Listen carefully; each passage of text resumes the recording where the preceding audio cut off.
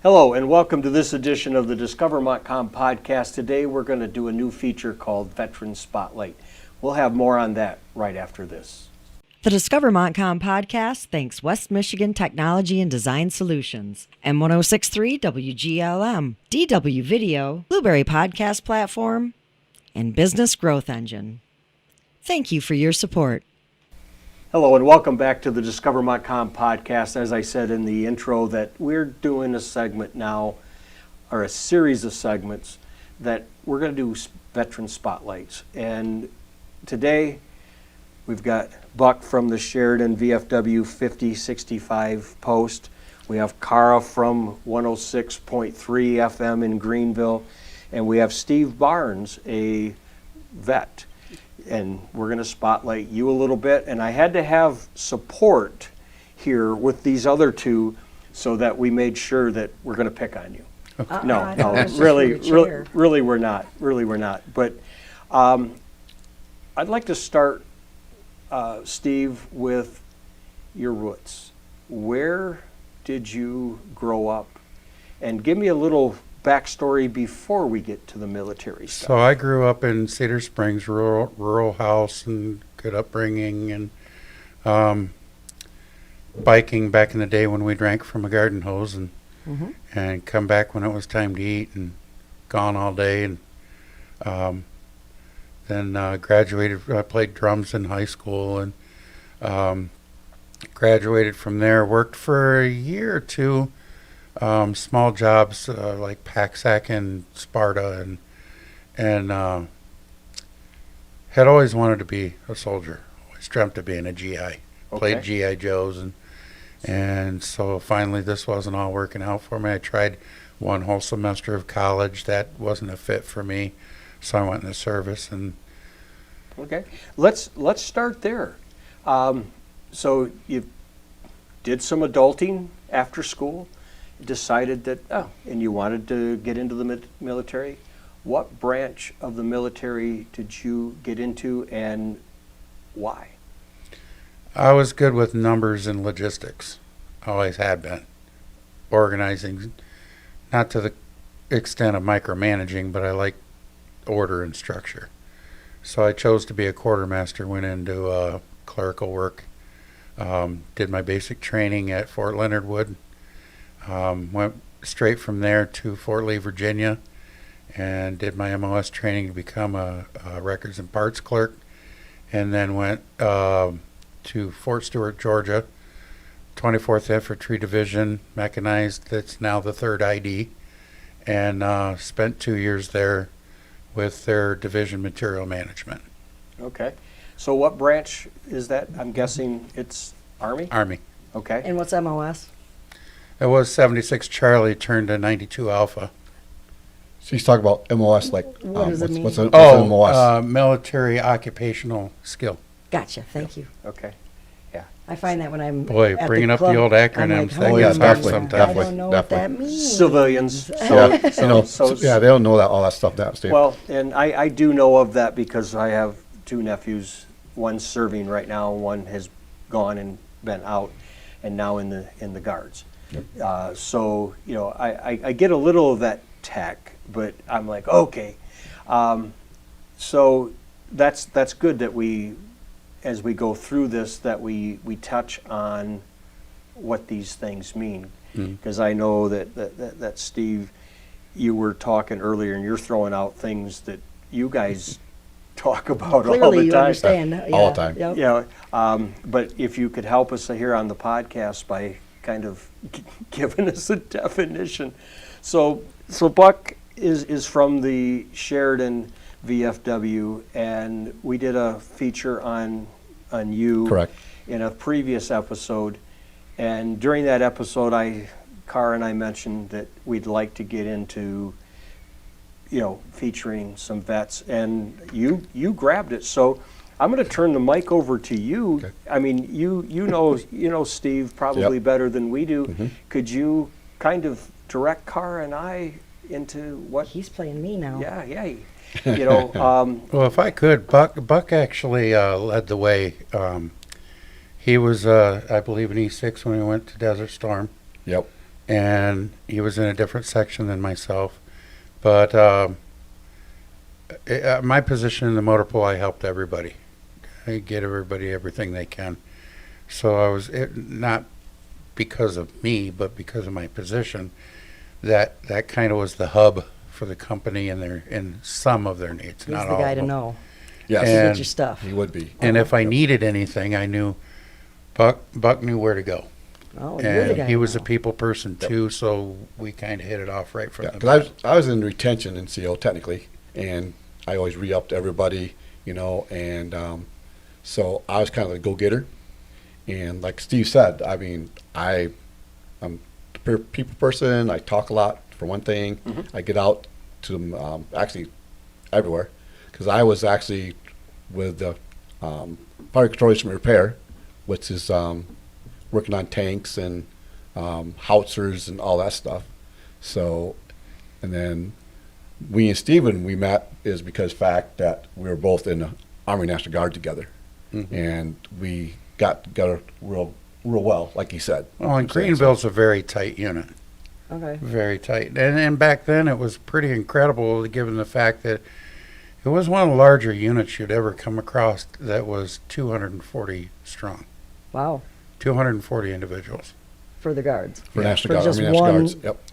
And when We're a maintenance we were a maintenance company. a correct, maintenance Steve? company, and the thing that we were able to hang our hat on when we went to Desert Storm and Buck's section was still active.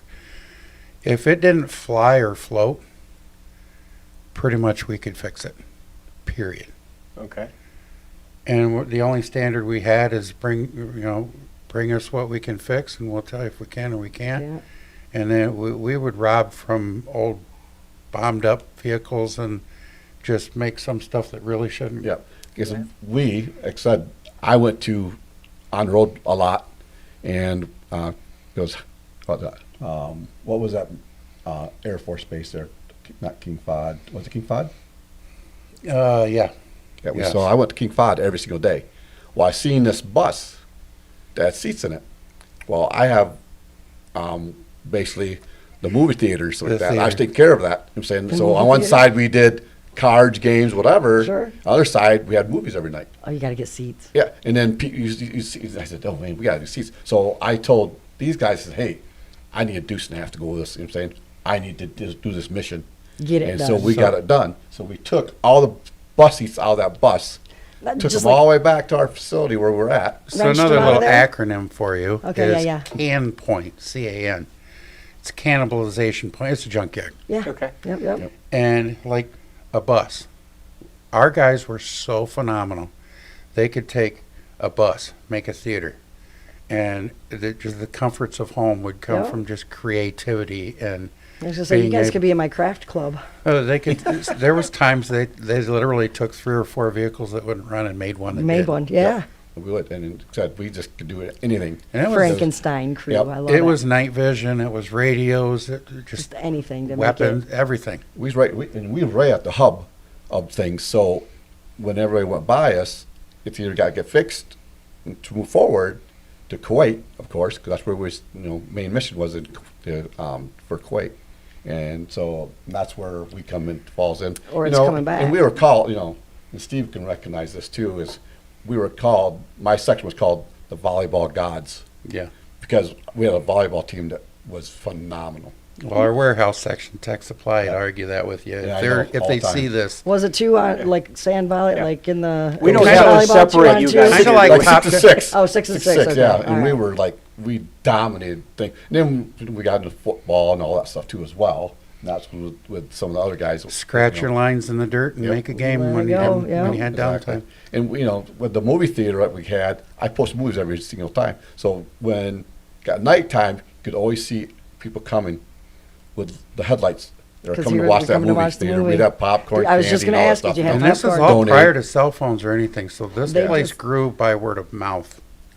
That's So, cool. When, yeah. Now, Now- when we moved forward from our rural, we kind of moved up into what was called the Log Base Echo. It was a central area. If you ever look up a map of Desert Storm, before the infantry, the tanks, and everything moved forward and pushed, there was this big area. It was called 2nd COSCOM. It was our command.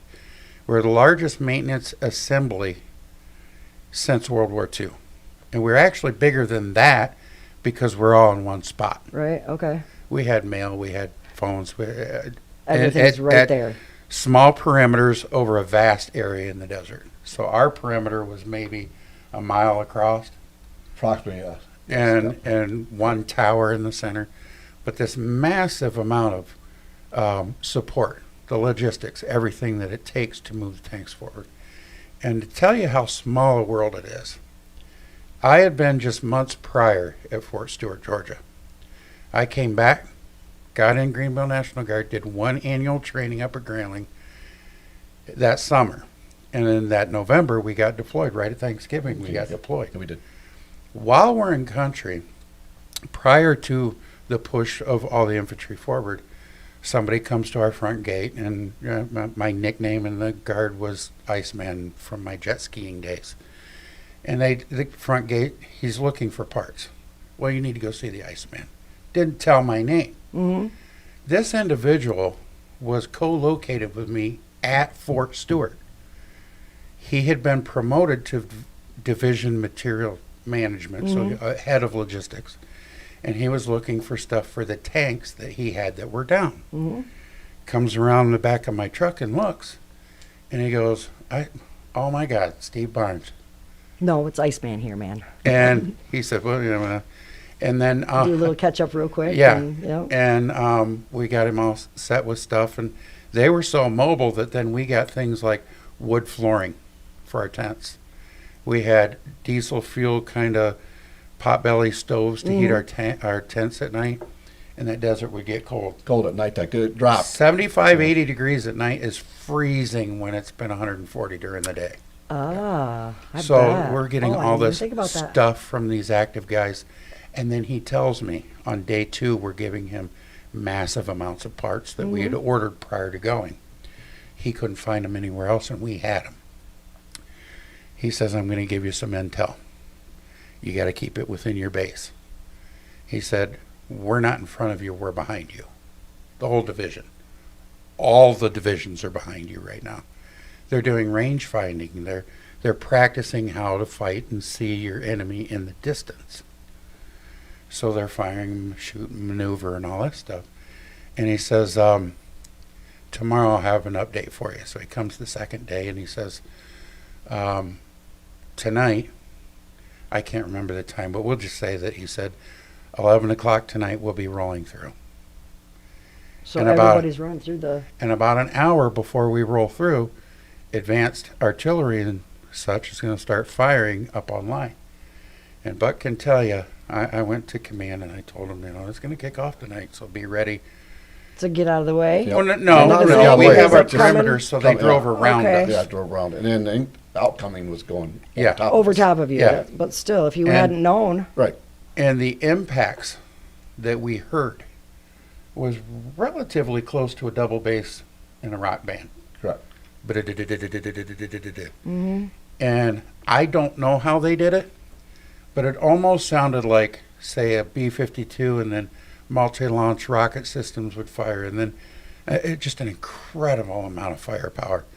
And I wasn't with Buck at this moment, but I imagine all of us in our tents and such, I would not want to be under that. Mm-mm. No, something mishap and something go wrong, we would be hurting. Yeah. So there's really no oops. Right. No. And nobody was going to tell you? Like that they were we coming didn't through know. or We're anything? national We guard wouldn't either. know. We wouldn't know at all because We didn't know without that things. information. Yeah. Talk about communication, huh? Yep, And yeah. rotary craft, so all your helicopters were 200 feet and below. Fast movers were all above that. Just the stuff And just you learn. everything. Yeah. Oh, my goodness. Yeah. And that's why we were a central hub because fact that, and we fixed things. Like I said, I went out to maneuver, and he could testify to this too as well, as we was working on the howitzers and the guns. They had trunnion caps, and they had to be tightened to a certain standard. Well, they had to over tighten them because they were shooting those howitzers over to Kuwait. So they, with that being said, if we wouldn't have tightened them down, that mishap could have been really bad for the howitzers, for the battery. Oh, So jeez. it would have been not good. So we did that. We did that within 2 days with no sleep. Can say we worked So- really hard and really well together, and we played hard. Hard And together. Together, yeah, Uh-huh. we did too. I mean, And back in those days, it didn't matter what section, everybody got along, everybody was there for each other. From the mess section all the way to the commander. We're here to help It each was- other. yeah. and It's I like, think because that's we're all still- here and I- together, yeah. and you can testify this to Steve. That I could testify that we are still a close knit Yeah, group. Still. well, that's You know, why I back, you know joined what I'm the VFW with Buck, and I'd be remiss if I didn't mention Paul Craig, who works his butt off for us, and he was a cook that took care of a very good cooking staff that we had. Our mess section was phenomenal. Okay, I'm gonna jump in here with I mean, we can talk forever. Right, and, yeah. Could too. But when you enlisted and you went over, and I guess this is for Steve and for Buck, Right. what was the biggest culture shock that maybe you maybe experienced it differently? But Steve, let's start with you. What was the biggest culture shock that you had coming from stateside? I really didn't have much of a culture shock because, again, I was looking for that structure and that logistics, and I was comfortable in that mindset. Okay. And I was only months removed from being active duty. The thing that, foolishly now we look back, we did dumb things before we actually flew over. You know, like if you're going from A to B in your car and you're in a hurry, you'd be doing 65, 70, and a 55 with the mindset of, I don't know if I'm coming back. What are they going to do? Ban my dog tags? What's it?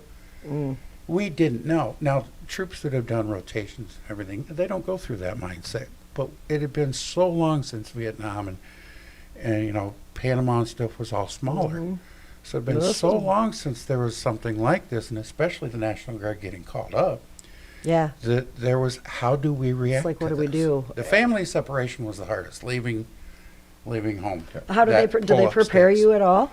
Like No, for I got just- called for advance on, I believe, a Thursday, and had to report on Friday. Oh, Call work, tell them what's up. You're done with work. You're showing up. You're drilling, and you're leaving. so you sign your name and you're just there. Yep. You're in, and Exactly, whatever 'cause happens, when happens.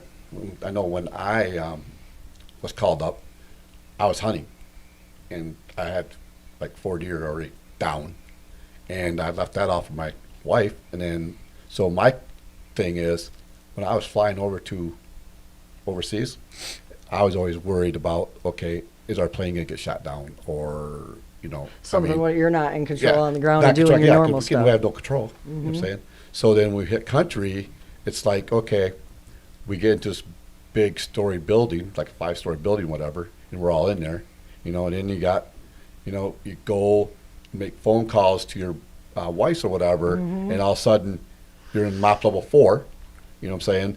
Nope, And I don't know what you're saying. Mop level 4 is you got a gas mask on, you have chemical suits, boots, And you're on the gloves, phone and they all that call stuff. that and say, Chemical put it on. attack. Oh Chemical my attack, goodness.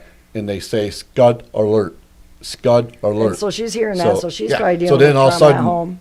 the phone drops, and all of a sudden they're worried. It's like, okay, Mm-hmm. they won't hear from us like maybe 5-6 days before they heard from us again. So they don't know. They don't know what's if we going were on. killed or in accident or not, Right. or hit. You know what I'm saying? Oh, my goodness. Because the scud alert is what happens when they were sending scuds over, and the Patriot missiles would intercept. But still, you well, got to warn the people. Right. So we have to warn us because, and then also too, then you don't know for sure what that scud had in it, chemical wise.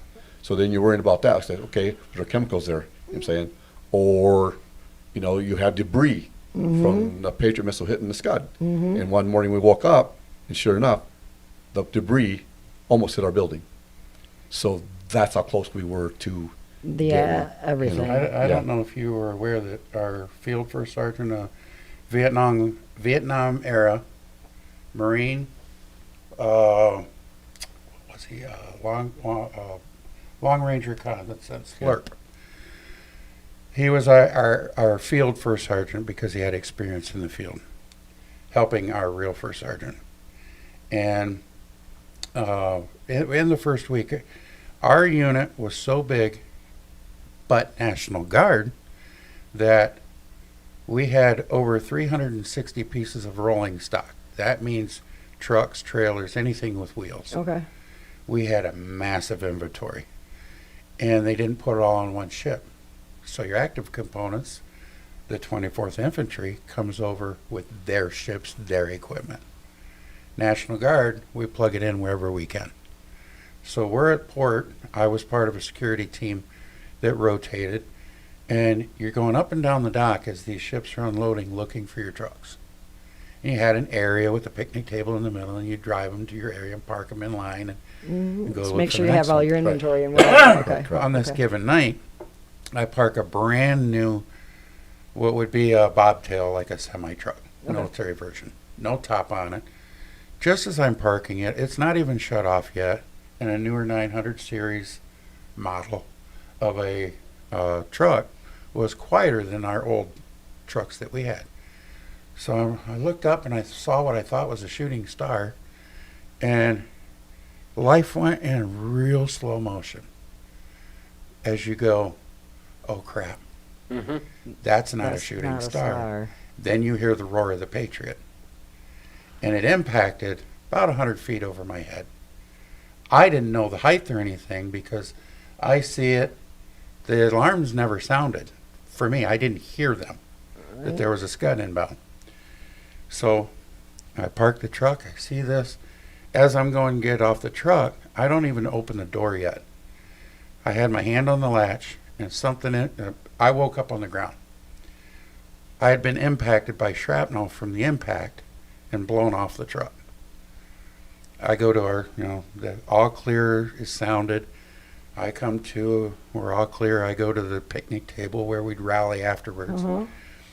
And Jay Smith was, he's a notorious friend of ours from Greenville area, was the sergeant of the guard that night.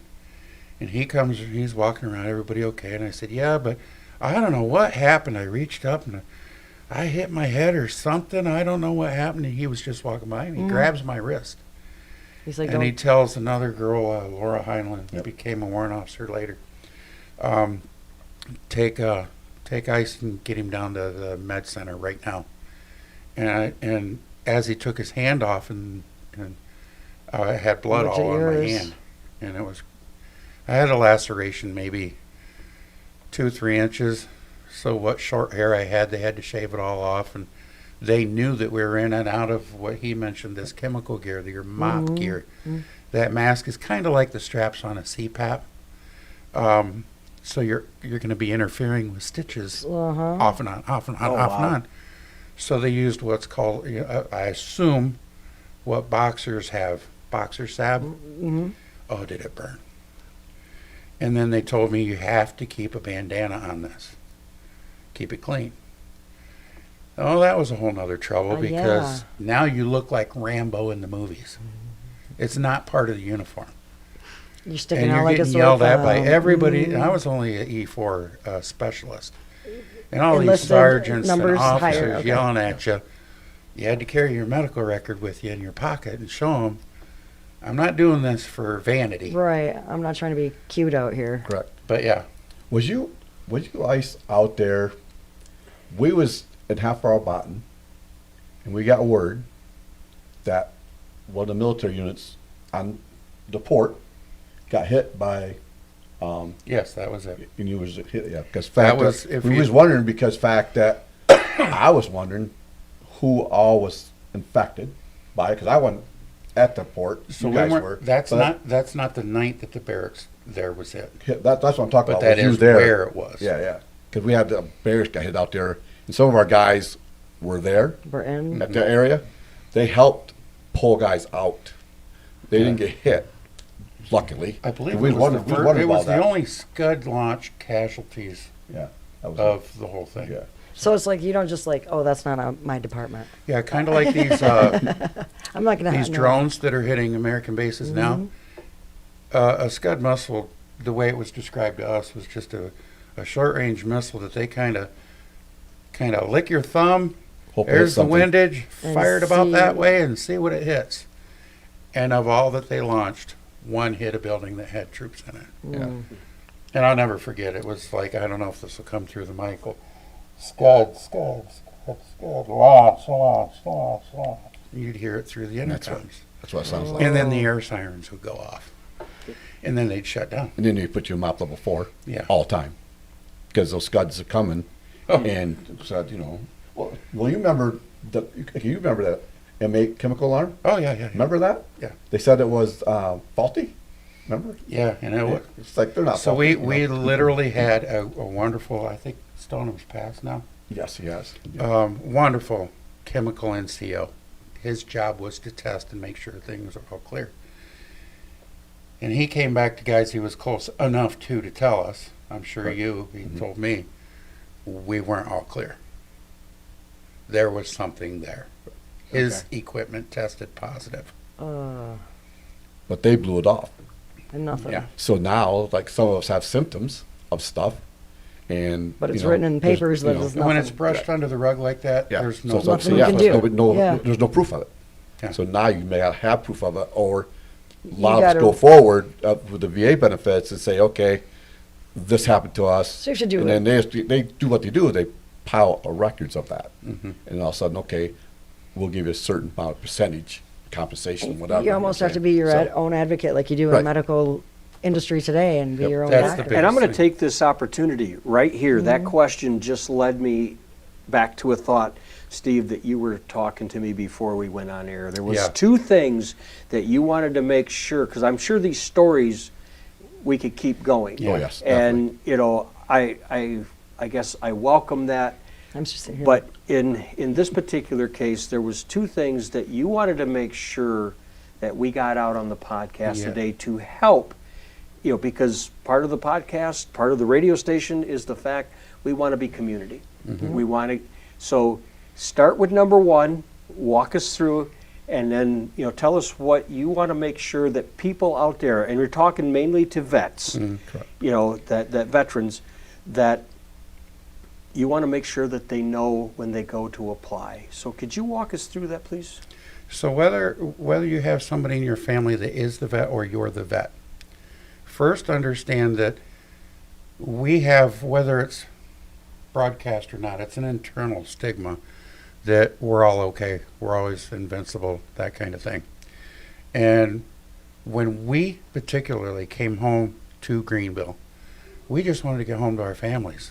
So as we're trying to come home to our families, they're asking all these medical questions. Are you okay? You have any issues? No, I'm fine. I just want to go Everything's home. good. Yep, everything's fine. Everything's fine. Excellent. Everything's fine. That makes it much harder when you try and file a claim that I had it. Now I'm having an said issue when you And get home. unfortunately, it was probably done And that's documented. Yeah. That you said, no, I'm good. right. Not And- the part that you just want to get home. No, I'm good. But that therein is why you're bringing this to people's Yes. attention. And at the same time, and I don't know if it's for current soldiers, but they would also tell you at the same time, if you say yes, you have an issue, and you are going to, say, Sorry.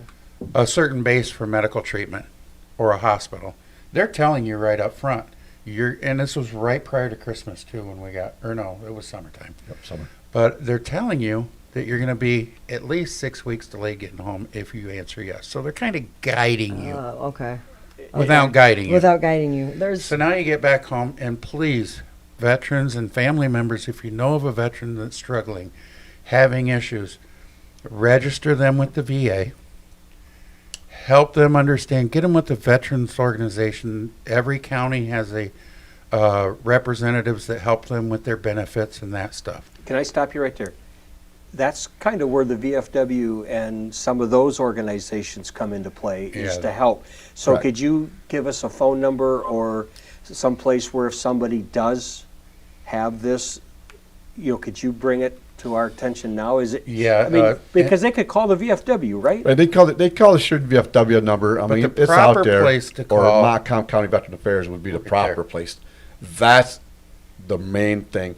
I know Ionia Veteran Affairs. They're getting one around now because they've got so many veterans that are reaching out to Montcalm County Veterans Affairs, and it's like he gets 20 to 30 calls on that. So it's important to communities and counties to get veteran affairs on their records or to help out our veterans, because they're all getting left behind. Technically, a lot of them are. And I guess you know. my point here is reach out to the local VFW, And reach out to keep the reaching out. yeah, Correct. because Eventually, no matter how many roadblocks you come up against, you will find the right individual With the that right has answers. educated, has advocated, has not made waves, but has advocated for the benefit. And he's found people that can help. Like Montcalm County has a wonderful service officer that we served with, Trevor Wright. Trevor, yeah. For us in the county, or well, I'm not in the county, but for Montcalm County, he's like the main hub. right. And then everything disseminates from him. And that hub is available through Kent County, through Ionia County. Right. Yes. But Kent if you have County's- any, you know, it, just and it reach varies out. from county. Muskegon's different, but in Kent County, you go down to the outpatient clinic, and there's Dakota's his name, and there's a couple other service officers. But first thing you have to do is get to your local VA and get registered. Get your ID card, get registered, So you're start not the ball automatically rolling. registered with the VA. No, No, you're not. you have to physically go in and register. Okay. Yep. And see, these are just little And things that the- people don't know. Well, the moms, Exactly. the dads, Yeah. the uncles, It's the like brothers as soon and as you get sisters here, don't know register. that. Yeah. So for the families, if they watch this, to know, ask for help. Now, a family member can't really reach out to get the help, but can guide the soldier to get the help. Sure. But a family member can reach out, go to a VFW, go to an American Legion, Correct. talk to them and say, hey, I've got this family member that is struggling with this or that. And it doesn't matter if it's self-medicating, Yep. drugs, alcohol, whatever. We can Rent, guide them anything, where to yeah. go. Or they're just struggling with anger management, family issues, that kind. And it's normal. It's okay. Yeah. Yes, It is. exactly. It's yep. an okay that's a reaction. big key right It's there. normal. Don't feel bad about reaching out, because if you don't reach out, it's going to overtake you eventually. Okay, so like you were saying, Duane, it's like, okay, reach out to your VFWs, reach out to your American Legion Post, reach out to, I have an Honor Veteran Soldier Foundation, reach out to me Yeah. or whatever, and I can guide them So the to get right help. person. Because right now, we're just helping a veteran right now, technically, from Stanton, and he was with the 101st Airborne Unit in Persian Gulf. Never applied for benefits, never did anything. And he was on the verge, and I talked to him about 3 hours one night, it's been a couple weeks ago. And I said, and his girlfriend says, hey, you need to apply. And sure enough, he started applying, we started talking. He goes, well, I don't think I really deserve that, but it's like, okay, you do. You I said, do. you're an amputee, technically. And he had diabetes. That's how he lost his leg. So I think some of it was towards the being overseas, because he was working with fueling the helicopters and all that stuff, the 101st Airborne Unit. There's So chemicals all that stuff, everywhere. yeah, so there's chemicals everywhere on him. So finally he reached out to Trevor Wright, of course, from Montcalm Veteran Affairs. And now they've got him guided to, he went to see, psychiatrist and all, getting all authorities. And then he needed some help with, he had, his bathroom was really bad. It was a bathtub, and he was getting over top of that bathtub. Well, he's always afraid he was going to fall. Well, the VA, when he went down there and asked for a grant possible, he said, well, we can't get to you probably maybe until June. Well, June's going to be too late. So what our organization did, we helped him out. We designed and helped him with a walk-in shower. And we helped him with a brand new deck on the back of his thing, because of the fact that it was rotted. So he needed to get that fixed. So we did all that. We approved that. I had that approved within 15 minutes. Yeah. So, So it's yeah. never too late, Right. is what I just heard. Correct. It's never too late, no matter what you were in. And And here's the biggest thing, the easiest way to describe it for anybody that hasn't been through it. Issues that I've had in my years since coming home both times. When you're at mental zero balance, you're bankrupt emotionally. Gotta keep my emotions in check now. When you're that zero balance, start calling.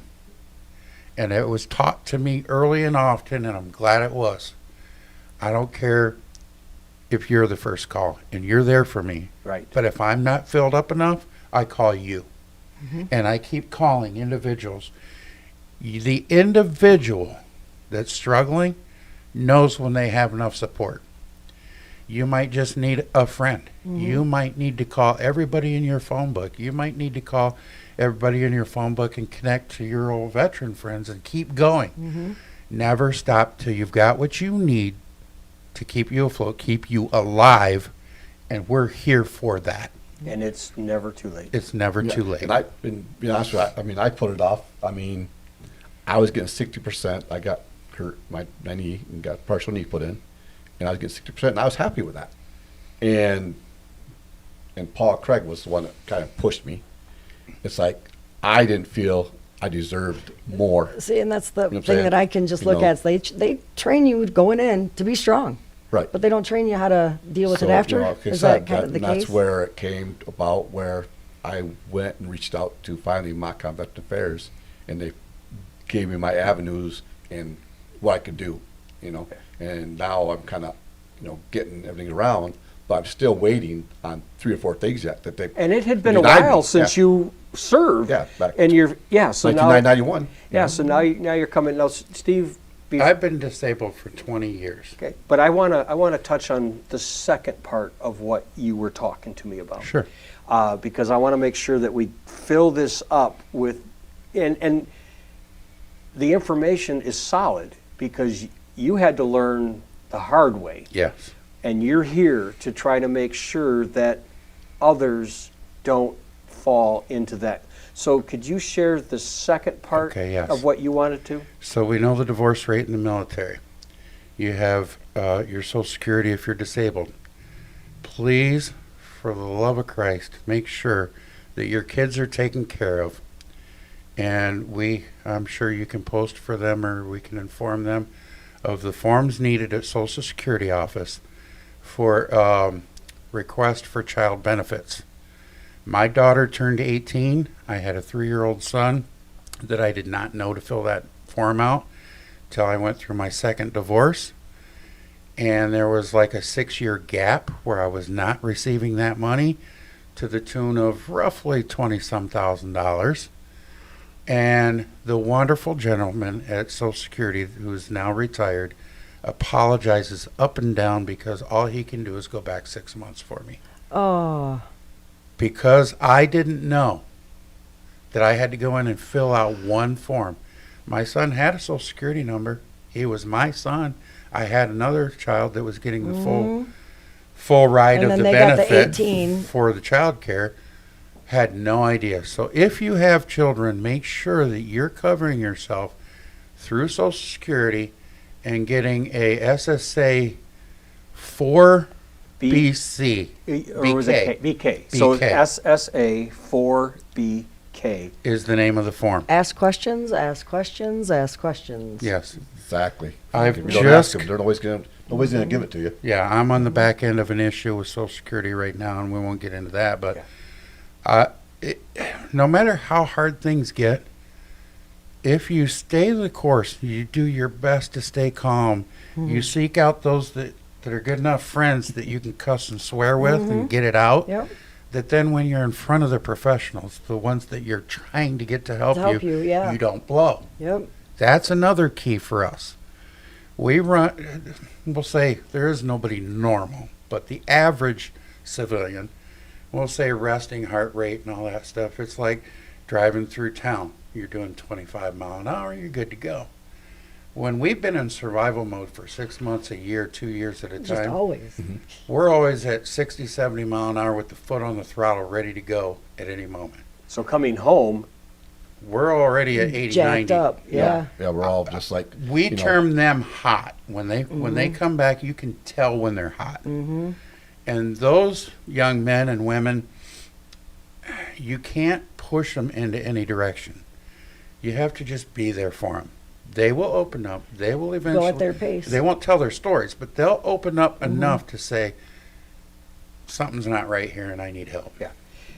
On that note, it's given that there's help available for what's going on. correct. And we had Jerry from the Greenville American Legion, and we talked to him. And one of the things that he said, and I'm sure it's the same at the VFW, the American Legion in Cedar, wherever they go, that if they just walk in, sit down, and even if they don't say anything, know that they're in a safe place. And if they want answers, they're going to be surrounded by people That has the answers for them. that have Or the know answers. somebody that has, Has the the answers. answers, right, Yes, correct, it's like correct. it's Yep, there's yep. between somebody Networking here. and friendships, Yep. comfort zones, that kind of thing, yes. And that's where Steve came in to the VFW, is we started talking together. And, camaraderie talking. I said, hey, VFW has got camaraderie. You know people that are actually in that VFW, and that helps out too. And that's why Steven kind of came to our post, is because, in fact, one thing is he knows I always got his back. That's When- your support system, yeah. Yep. It'd be technically 3 years ago now. I reached out to them, but I wasn't ready. You know how they talk in sales? You got to be So ready. that you're talking around 2023-ish. Ish. Yeah, approximately. Yeah. I go and I inquire and I start to check. I feel them out a little bit, but I wasn't ready. Put your toe in the water kind of a thing. Yeah. Yeah. A year and a half, 2 years later, I'm searching for something, because when you're 100% disabled, there isn't much to do. And everybody has their job that they're going to, and everybody's got their family, and now I'm divorced and I'm on my own, and that's not a whole poor me river, but You're I was spinning. looking for something. Yeah. And you don't even know what it is And- sometimes. So yeah, go and talk. so- And I guide don't, them. Yeah. I don't put myself on an altar that the people in the unit called me Iceman. I had a very vague resemblance to Val Kilmer when I got off my jet ski with my flat top. But when I walked back into that VFW post on a daily basis, especially in the first 2-3 months, and it wasn't Steve anymore. I was longing. I was lost. And from an era that was really good for me, It's okay. these guys, hey Ice, how you doing today? What's up, Ice? Come on in, brother. Yep. It wasn't Steve. It wasn't. What's up, Ice? And it just made you feel home again. Yep. And it didn't matter if you were cutting the grass, or if you were cooking a meal, or if you were getting bingo ready. Yeah. You're part of a brotherhood again, Right. and that meant something. So these veterans that are struggling and looking, it doesn't have to be a VFW, it doesn't have to be a Legion, but find that something. Not just hunting, going out by yourself in the woods. Right. Yeah. Something that connects you to 1 or 2 or 3 individuals, that's not going to the bar and drinking, that's hanging out, that's doing even that's Animals, talking, anything. Yeah. talking. On that note, I'm going to wrap it up, but I'd like to have Buck give us the VFW contact information, if we could, please. It'll be up on the screen on the YouTube channel. It'll be in the Discover Montcalm podcast write-up, contact. But for those that are listening on Pandora, iHeart, Apple. So it's the Sheridan. VFW post 5065. And then also, too, you could always call me if you like to. I mean, reach out, 616-788-4300, and I can get you more information from the VFW for phone number. I really don't have the phone number right with me. So. And that's fine. Google it. I mean, Yeah. it's now an adjective. We can say it. And you Maybe talked Kara about can help. I know Kara's looking. the Montcalm veterans. Those. But reach out. Don't hesitate. Correct. Real quick, I want to point this out. If you call the suicide prevention line, which I've had to use, you're 50-50 best guess getting follow-up treatment. Follow through, call your VA, keep calling till you get the help you need. And if you're in the Montcalm County area, please don't go outside of that. Online people, call me, Steve Iceman Barnes, at 616-915-1422, and I will not let you fall through the cracks. If you need somebody to talk to, you're at zero balance, start with me and I'll send you where you need to go. Bottom line, there's help. Yeah. Bottom line, there's help. And by you guys helping other people, you're helping yourselves. You know what I mean? Yep. So Well, it's back one of and those forth. things that you've lived it, you've been there.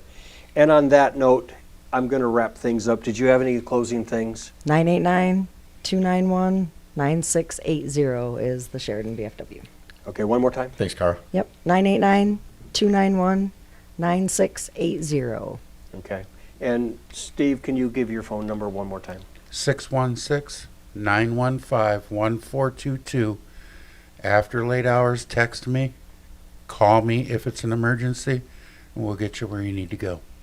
Okay. And on that note, remember to buy and shop locally, and we'll make sure that we do more of these veteran spotlights, because I think it's important that this message gets out. And, you know, Buck, thank you for following through. Cara, thank you for being here. And again, remember to buy and shop locally. And support your vets. There you go. The Discover Montcalm Podcast is produced by content creator Duane Weed at DW Video and Multimedia LLC at dwvideo.com or call 231-250-9624.